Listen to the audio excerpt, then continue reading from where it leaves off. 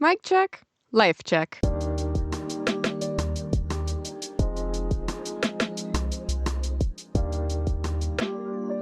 With Haley Jensen. Welcome back, and today we are recapping all things Love Island finale, all of my thoughts, all the things, all the surprises, and all the unexpected. Which, of course, right off the bat, everyone assumed that Shelley and Ace were going to be in the finale. I was never really team Shelley Ace, just because I was also on board. Whether or not it's true that they had a fake relationship prior to the show, that they knew each other, that they had this whole agenda to win the money, I don't know. Could I believe it's real? Yes. I don't think it's accurate, because how on earth would they co-conspire to both land roles on the show? Like, that's a lot of self-manifesting, I guess. But if they were to somehow accomplish that, great. I just don't think that's a possibility. But of course, the audience didn't have a vibe for them anyway, and they realized that in the last few episodes, as they were not voted to be America's favorites whatsoever. And so I was very happy to see that they were not in the finale. I think that they would have been a waste of a spot, a waste of emotions for people that were actually invested in the show, both for the viewers and the Islanders. So I was actually very pleasantly surprised for our final 4 contestants. As for my specific ranking, despite who won, who didn't win, I honestly understand the hype for the Nicolandria situation. I don't think it's very genuine, to be honest. I do feel like they both were just in it to win it. I mean, technically all of them were to an extent, and that's why, spoiler alert, 3, 2, 1. If you don't know who won, obviously Amaya won with Brian. And we, of course, are team Amaya Papaya over here in this household. I think she has the sweetest little heart of gold and was definitely there for the right reasons, whether on social media or not. Anyone could tell by watching the show. Like, the fact that she was just there for her heart, she didn't have an agenda, she wore kindness on her sleeve, like, everything she could have done right, she did do right, and it never felt like it had an agenda whatsoever. So obviously I was super glad she had made it. I was surprised, honestly, she made it, because I feel like her love journey entirely was very messy. Like, she was throwing her heart out onto the line for what almost kind of felt like for anyone. And I'm not saying that's bad. I think that's very genuine. And I don't know, she's just so lovable in general. And so I am beyond happy she won. Definitely over Nick and Alandria. Like, whether or not you want to think their relationship was good, I think, honestly, the whole Sierra and Nick thing, like, I'm sure they could have had feelings for each other. And if anything, Nick has lust for Alandria, maybe. I don't think any of them were, like, head over heels in love. And quite honestly, if Nick and Sierra had even made it outside of the villa, I don't think that they would have stayed together very long, if at all. Obviously, Sierra definitely had an agenda and had a master plan. I can't envision them have actually stayed for a long time. And so, despite her controversy, which I don't know, I could get into, it's not that deep. I think she's a mean girl and said some pretty inappropriate things. So anyway, as for Nick and Alandria, I think they should have placed lower, to be honest. I don't know. I am full-heartedly believe that voting only gets so far when it comes to what the producers truly want to happen. So I don't know if they truly were second place, because I feel like a lot of the world definitely was voting for Iris and Pepe. I think they were a very cute couple too. And I don't know, they both were so chill and didn't have any problems, and they were a good vibe overall. So they would have been my second for sure. Not fourth. Honestly, that was the funniest thing I'd say out of the episode, is just that immediately Ariana was just like, "How do you guys feel?" And they're like, "Great, we obviously lost." I thought that was hilarious. That why would she even bother asking? I'm sure it was the producers that were telling her in her ear and everything, but it was just kind of funny and awkward. But as for Huda and Chris, oof, what a dumpster fire. Obviously, they didn't necessarily deserve third, but they definitely deserve to just leave the villa and not have to be there anymore, because wow, what a mess. Obviously, Huda has an entire season's worth of emotion and much needed therapy sessions to process. And I don't know, Chris is such an enigma to me because it's just like, I feel like he was invested, but then he just fizzled out and got really tired of being on the show. And then, of course, like, the whole every interaction between Huda and Chris it was just so, the immaturity on different ends of the spectrum for the way that they could hold a conversation or lack of holding a conversation together. And they obviously just weren't invested in each other. Huda was just throwing everything at the ability to. And we'll get into that a little bit later of post-Villa interviews that, for example, of Huda going on Call Her Daddy and the things she said. But in the moment, it was a really hard watch. And even more so on their date where the producers, oh my gosh, throw the poor girl to sing during their date. And Huda, like, I think she said, like, oh, we have company or we have entertainment. And oh my gosh, how incredibly awkward. To be in that room would be so painful. But anyway, yeah, I don't think they should have had to stay and just fake it till you make it through the finale. I thought that was just so pointless and just a waste of everybody's time, to be honest. And with that being said, would I replace them with Shelly and Ace? Honestly, no.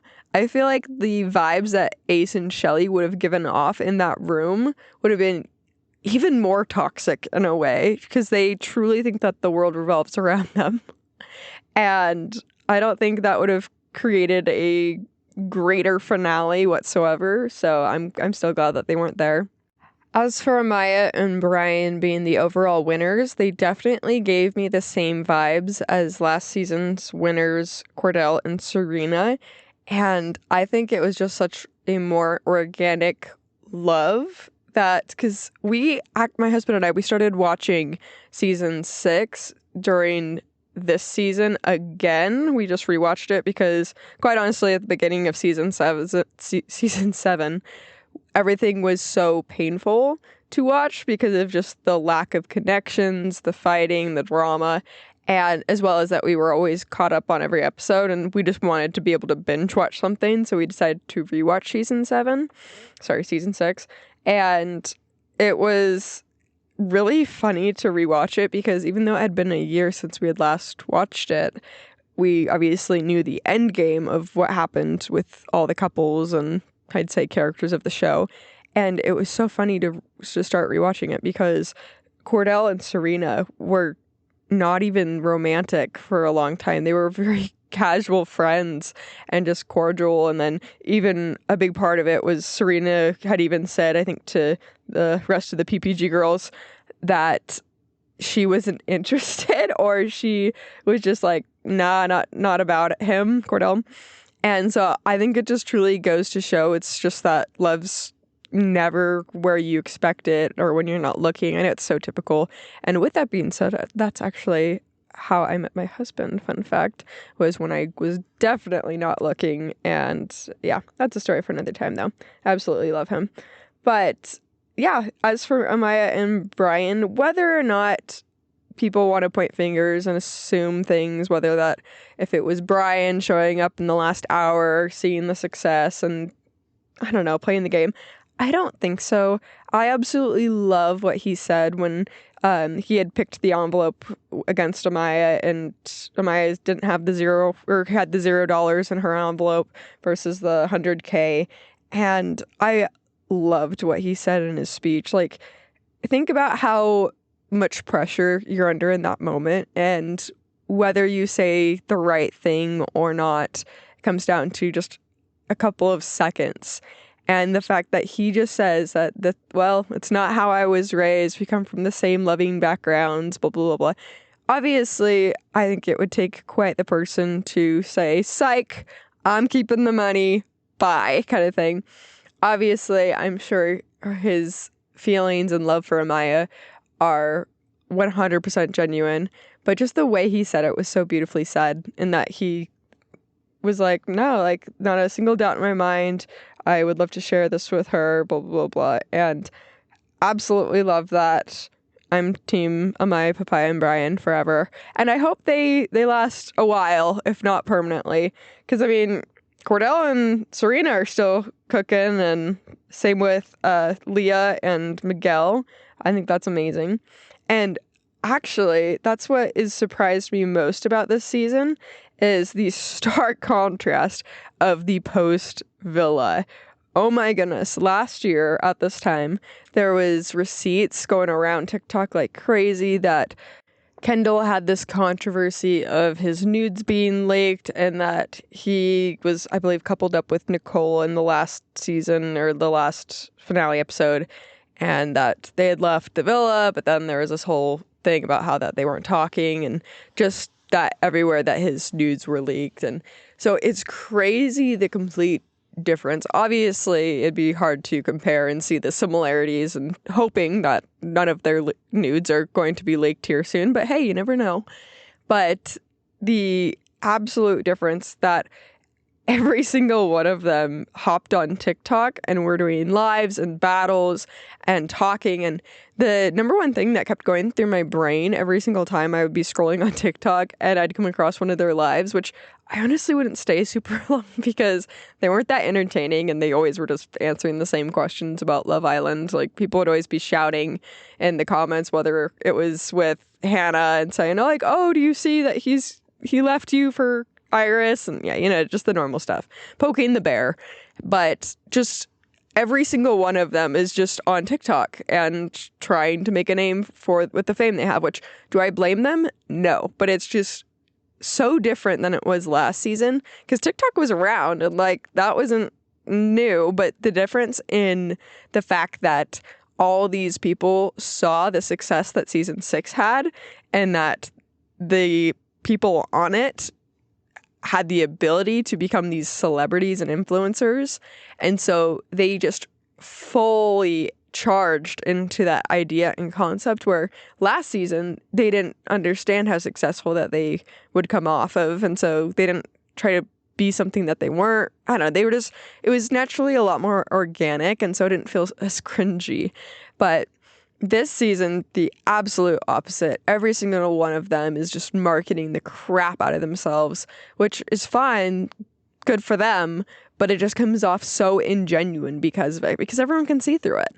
And so, and then, like, obviously, once again, that's why Miss Maya Papaya was wonderful, because she didn't do that. And like the concept that she didn't have anyone running her social media, that when she left the villa, that came out pretty quickly, that because nothing was being updated on her socials or anything, but every single other person was. And so, like, obviously she didn't have an agenda where everyone else did. And so it just feels icky. It makes me just like each of them so much less, except for, of course, the ones that are just not obnoxious, like Iris and Pepe, which Iris herself, oh my gosh, our homegirl better be getting an offer from Skims anytime now, because Miss Kim Kardashian, your girl Iris, is making the boy short fly off the shelves. If you are not aware, I will explain. Iris was wearing a boy short type underwear cut, kind of think short Spanx, but more accented around the bootay. But she wore these around the villa or into bed all the time, and she has a nice little bubble butt. And so they looked fantastic on her bum, on her bootay. And so naturally, every girl, guys and gays, whatever, maybe all the guys are wearing them too, just kidding, doubtful, I don't know. Anyway, are running out to Skims to buy this same boy short that she was wearing. And I checked very briefly, but I had more heard that they were just out of stock and that there was a restock and blah, blah, blah, blah. But then outside of even Skims, there's dupes at Walmart or Target or Ari or I don't remember what the other one was. But anyway, it's crazy. And Iris didn't even say anything. This was just something that she was wearing around the villa. And I don't know if she came out and talked about it yet. I don't think she did. Honestly, she may have. I know that she did an interview with Gabby Windy. And that's one of the interviews I didn't have the chance to listen to yet. So I can't really speak on that one, except for one little aspect that I'll get into in a minute. But Iris was doing the most with doing the absolute least, and I love her for that. And for that reason alone, I would love for her to become one of the influencers that does have success without her trying too hard for it. And overall, Iris is such a interesting character to me because, one, she came in guns a-blazing in the quietest way. Like, she was just such like a underlying sexy girl without having to be over the top about it. And that's what I think made her sexy and alluring, is that she wasn't shoving everything she had in everyone's faces. It was just a very underlying thing. And I thought that was very attractive. She definitely had one of the top voted best bombshell entrances of all time. And love her for that. But yeah, as for her and Pepe, I'm not sure. I hope they last for a while. I think they make a cute couple, but I definitely think that the complicatedness between her and Hannah versus Hannah and Pepe versus Hannah and Charlie, because Hannah was sobbing over Charlie. I will be very intrigued to see how the reunion, which I believe is at the end of August or something, goes, because I think I did see something saying that Iris and Pepe and Hannah like had met up and they were hashing it out for how things are, from which I believe I saw it to be translated as Iris and Pepe are going to be together and not for Hannah to get her hopes up. I don't even know, but I'm assuming that's what it is. But yeah, so that's fun for one. Okay, let's move over to the next couple, I guess in order, which would be Huda and Chris in the third place, because yeah, like I said, they should have just been excused.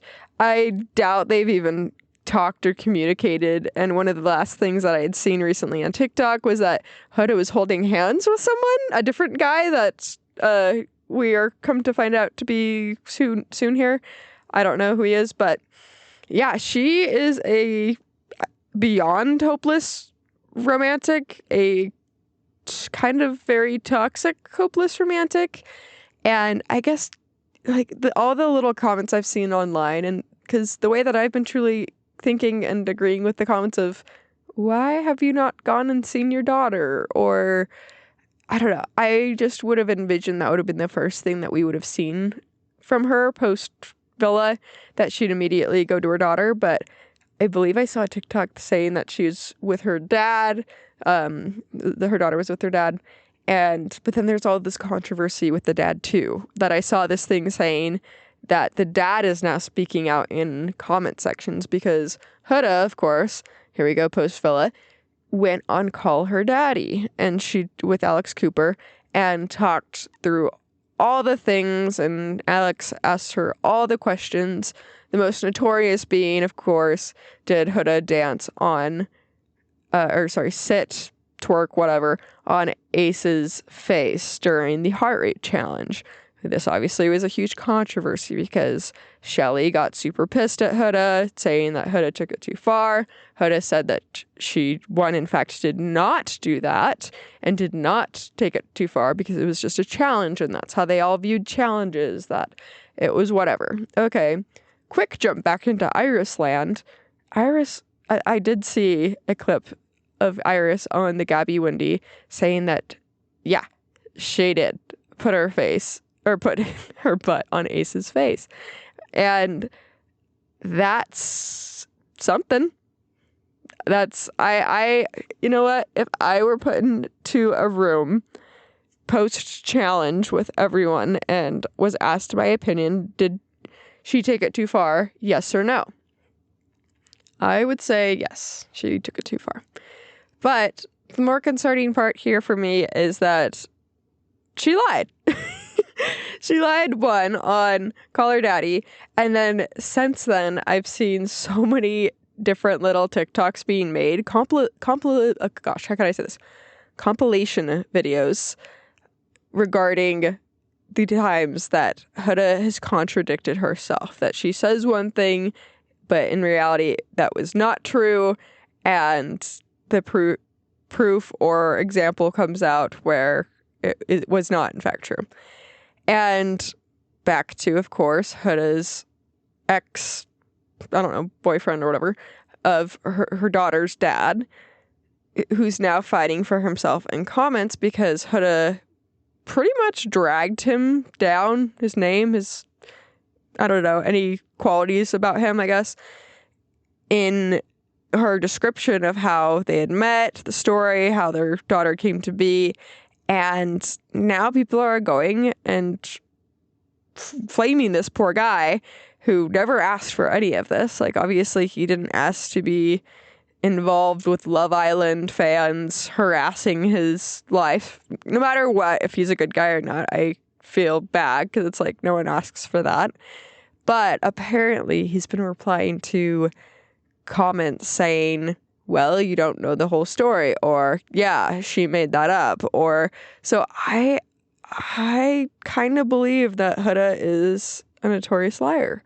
I have met her type before, not saying that everyone's the same or whatever, or to group her into a category, but I've definitely met people like that they come off one way, and yeah, it's just a bit really surprising to me. And the fact that her claim to fame and her crazy record-breaking thing is now that she has the most followers coming off of a Love Island season, more than Love Island itself, and all these things. But yet she has not posted yet, as I am recording this podcast. She has not posted her first TikTok post-Villa, but she has been in a lot of TikTok lives around some of the other Islanders. And so it's not that she hasn't had the ability to. I think that I'm sure she's had 5 different management teams or more probably instruct her, or she's figuring out stuff. She claims that it's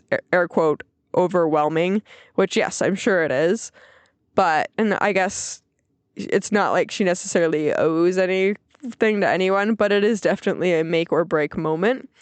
And I think it is funny, though, seeing all these Islanders going on to the separate podcasts and based on who's who and who goes where and the personality types. It's very interesting. If I were to have a dream guest for my podcast, I would probably would either be Iris or Beldasha. I'm not even sure. The amount of people coming out and saying her name differently, and I'm pretty sure it's just Bella. I'm not sure. I don't know. Anyway, they just seem the most two chill people, and I feel like they both just tell it how it is. No agenda. Don't overthink it. Don't contradict themselves. Don't lie. Not messy. I don't know. I just think they would both be great. But yeah, overall, I feel so bad for her, though, Beldasha, that because she honestly should have made it a lot farther. I think that instead of the whole Nick and Olandria switcheroo, it should have been Bella driving them or something. I don't know. And then giving her shot back in the villa because she left too soon. And yeah, I don't know. I know that she wasn't necessarily built for all the drama and I guess sexualness of Love Island because she was pretty Christian values, but I don't know. I feel like Love Island should be more than just the constant just sexual agenda that's pushed, because that's not what love is necessarily all about. But yeah, overall, I think that the reunion will be very interesting, assuming she is there and a part of it as well. I'll be very intrigued to see what she says. But I guess one of my biggest questions for reunions is if they'll let Sierra back. I don't know. I feel like they probably at this point will just straight up drop her because, for what, if they didn't, then they'd also have to invite Yulissa back maybe. No, she just it was not even gonna be left around for as long as she did. I'm surprised, quite honestly, that Sierra made it so far because technically her canceling post was up at the same time that Ulysses was, so it was just a matter of time, I guess. Obviously, Ulysses was a lot louder and was able to be identified very quickly, but yeah, as for Sierra's, she just got lucky with that. Hers was a lot more hidden and whatever, but it would be wild if they let her go back for the reunion as her redemption, whatever. I don't know, but I honestly don't think they will. They probably just dropped her. But it's funny though, because on TikTok there were so many people breaking down the exit of that morning or afternoon or whatever of when they kicked out Sierra, because Olandria was in an interview of doing one of her, I think they called testimonials or whatever, talking head of what she was thinking about the challenge or her day or whatever, and that you can hear Sierra kicking and screaming in the background, yelling just for a split second. And I just love the internet for that reason. Because never in a million years I would have been able to pick that out, but someone did out there, and they isolated the audio and figured out even what she had said. Anyway, absolutely hilarious. As for going forward, I'd say for Love Island contestants in the future, I really, really hope that they take good notes, the producers, for regarding what happened this season and going forward for the future. One, having to screen these people to an extent that they cannot even imagine, given the fact they had to lose not one, but two different contestants due to slurs and otherwise. And so, I don't know. One, I hope they could do some better screening. Two, they need to stop with the influencers. Nobody wants them. The love obviously isn't real. It is an agenda. And that it's just proved by the fact that Amaya won, for one, because you could tell she had zero agenda. She was there for love. And I'm so happy she found it. Of anyone and everyone involved, I'm very happy for Miss Amaya that she found the love that she was looking for and was there to investigate and find, because anybody else, it honestly probably would have pissed me off if they had won. So happy about that, and I hope for the future we can get some normal people, because yeah, I get that it's fun to have these flashy characters like Huda and whatever, but it's I don't know, it's hard because I see the success from what panned out to be, but the Love Island aspect is just, it's not there. It's not Love Islanding, because there ain't no love. Also, with Huda in mind, it was crazy to watch her throughout the season. Obviously, Hurricane Huda, the first round with Jeremiah, was that it got so toxic to a point where the viewers were feeling it through the screen, and it was giving us anxiety. And that was so clearly exhibited, where we had a complete 180 after Huda and Jeremiah kind of officially broke up, and Huda is now communicating softer and isn't as aggressive, and guaranteed it was because either producer or therapist combined, both, neither, I don't know, pulled her aside and said, hey, you gotta cut this out. And yeah, it's just wild. For one, I think it's very immature, the whole love bombing relationship. But yeah, I truly think she should have been exited out of the villa as well. Obviously, I'm not a producer, and the fact that she, I guess, ended with not exactly a happily ever after, but yeah, she should have been kicked out earlier on, I believe. Also, the wildest thing to me is just that also on Call Her Daddy, or I don't know if it was Call Her Daddy, but at some point, I think it was post-villa, she was talking about how she was bullied in the villa, which, one, we all know this to be a lie, and even Iris came out and said this, because Iris had said that Huda was one of the ones that was very much cold-shouldering her and not being very welcoming in the villa. So the problem is she could dish all this, but she can't take it and, like, any sort of accountability for the things that she did. And I don't know, like, given the fact that Huda has a great little history and timeline of crashing out, I don't think she's going to do as hot as the world may think on social media. Like, she's good with the gym stuff, but she got everything she wanted, I guess, when it comes to fame. And so I'll be very intrigued how she does with it. If she can have a great PR and media training system, then she'll do well. But if she takes the emotional route, it might not work out for her super well.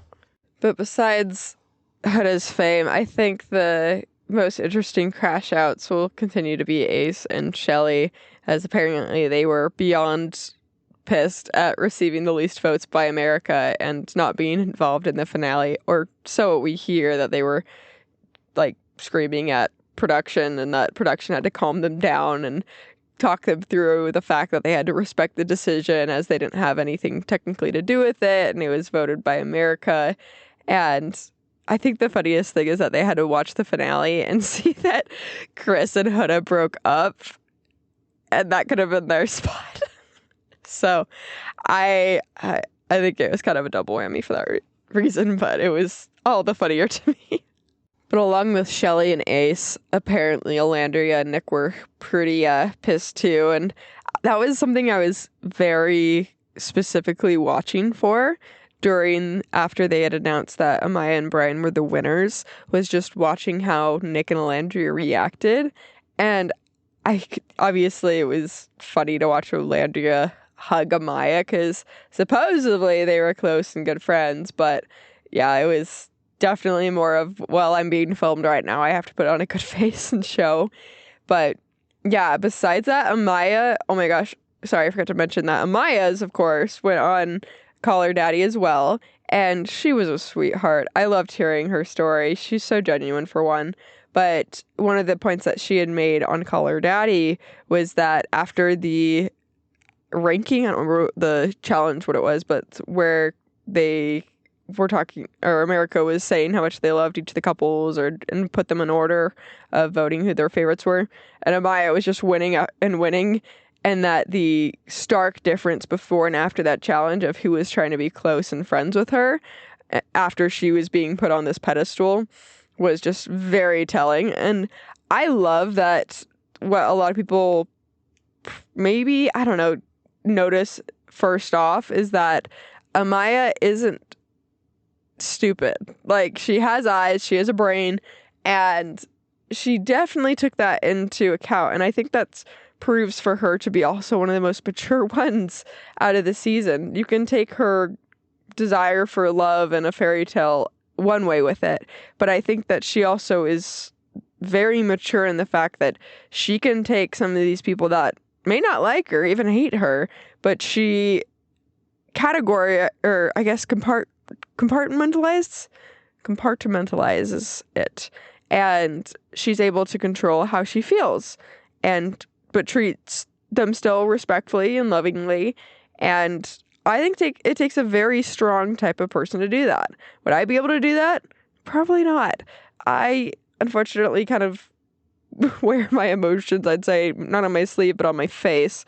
If I don't like you, it's probably apparent. Anyway, obviously, I don't really have much issues with that these days because I don't really talk to anyone. But I'd say when I was younger, a teenager, and learning and going through all the emotions, that was probably a lot more said to be true. But overall, I think Amaya, whether or not she needs to experience growing up still and whatnot, have those experiences regardless, I think she's doing a fantastic job. So on another note, season 6, apparently they are now doing a spinoff, which I have not watched. I know that the first episode or episodes have been released of Outside the Villa or whatever it's called. And I could be interested in it. I think the reason why I haven't necessarily jumped on the opportunity to watch it yet is because I've seen so many of them in commercials for like Buffalo Wild Wings and such. And because of that, because they're so over commercialized, it's kind of a turnoff for me for wanting to watch them be now in this post Villa year later show. And especially because Rob's not in it. And I think rewatching season 6, it was just so funny to watch Rob crash out again, but then watch it from the beginning, just seeing how he was, because he was honestly such a happy guy and like not actually that problematic.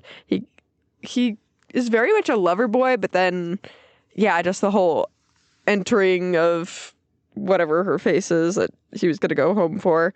But yeah, I feel like the show, obviously he's not interested in that type of fake TV, and so that makes sense, but I maybe would have watched it if Rob was in it. I do love and enjoy Leah as a person, and so if I were to watch it, it'd just be to see how she does acting-wise, I guess. Because that's what I've heard, just that the show is just very scripted, that there's like this whole point where it's like Aaron or whatever is supposed to say a line, and somebody looks at him waiting and kind of says like, oh, it's your turn kind of thing to say the line. And so it's just very scripted. And yeah, I don't know, maybe I'll watch it, we'll see. But as for general watching updates, sorry, this is a bit of a jump from Love Island, but the newest, hottest show for right now, at least me, I think we're probably a month late, but is the K-pop Demon Hunters show. We watched it twice, literally one night after the other. So the first night we watched it, absolutely loved it. The following day and a half or whatever, we listened to the soundtrack album, me and my husband, separately, and we're like humming it and singing it throughout the house. And then I jokingly said, hey, you want to watch it again? And my husband's like, yeah. So we ended up watching the show. It's on Netflix.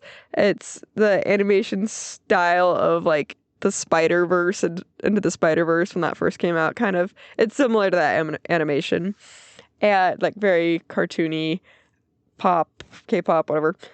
That's not an animation style, but mixed with the K-pop, it's its own animation style.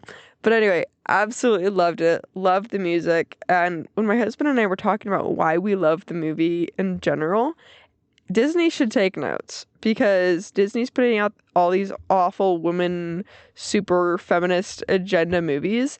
And that's why this movie was so great, was that it was just about strong women, amazing vocals, fighting the villains and doing what they have to do, and self-awareness without having this whole feminist agenda of I can do it and a man can't, just all the unnecessary stuff. But yeah, the vocals were incredible though, and now my TikTok page is just absolutely flooded between Love Island and K-pop. I don't see much of anything else, which I did end up making a TikTok about it because, like I said, we have watched it quite a bit. But I hope that they make a sequel ASAP, and I think that it will honestly change how movies can be received, I'd say, because especially in the animation style, and I don't know, I hope Disney takes notes. Obviously, Disney has taken quite the opposite 180 from the original films, I'd say, in how they're made and the concepts and ideologies. Like, they did really good with like Encanto and stuff, but that was kind of a drop out of nowhere, and then they kind of ran back into the bad direction. But I hope they take note seeing the success of K-pop Demon Hunters, and if you have not watched it, I highly would recommend it. It was so good, and I would gladly watch it over and over again, and we'll see how many times we watch it by the end of the year.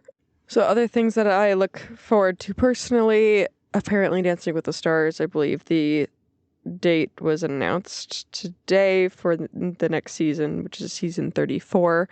The full cast hasn't been revealed yet, but I believe only a couple stars, including Robert Irwin, Alex Earl, Jen Affleck, and Whitney Levitt from Mom Talk.